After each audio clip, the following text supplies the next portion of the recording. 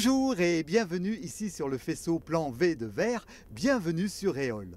Mise en service en 1999, Éole, la ligne E du RER, va bientôt fêter son 10e anniversaire. Reliant la banlieue Est au centre de Paris, cette ligne a 4 km de tunnels sous la capitale et 2 gares souterraines monumentales, Magenta et l'actuel terminus Haussmann-Saint-Lazare. Éole possède aussi son propre matériel roulant, le MI2N, matériel interconnexion à 2 niveaux, numéroté à la SNCF Z22500. Et c'est bien sûr en cabine de ces éléments automoteurs particulièrement performants que je vous propose de partir en ligne dans un instant.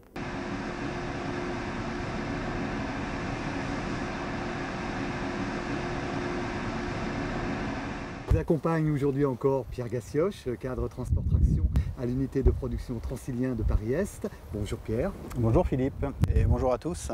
Pierre, on s'en souvient, le MI2N avait été commandé en commun par la SNCF et par la RATP, mais sur des spécifications légèrement différentes.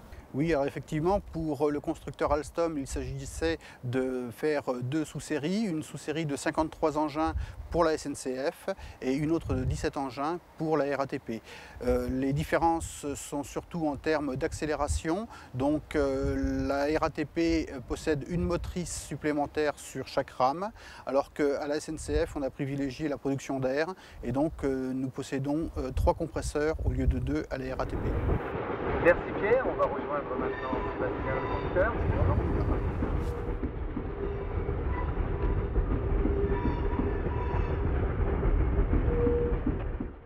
Sébastien, tu es conducteur mais également formateur. Le MI2N s'est révélé particulièrement robuste et simple d'utilisation.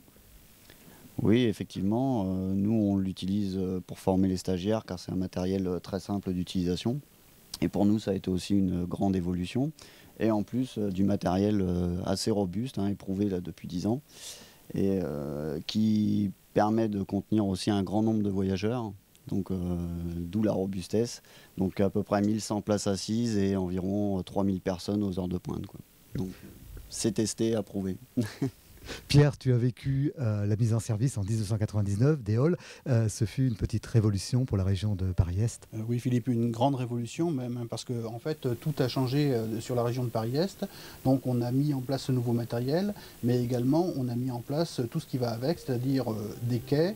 On a fait un nouveau plan de voie, on a mis en place une nouvelle information voyageurs, on a mis en place de nouveaux affichages, on fait de l'information à bord de nos rames.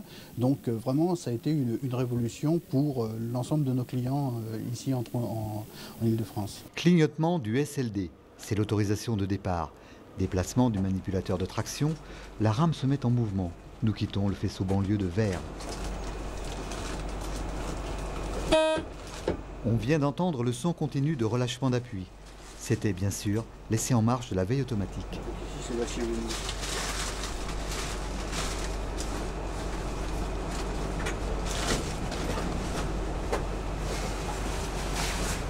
La sortie est à 30 jusqu'au dégagement des aiguilles par la queue de la rame.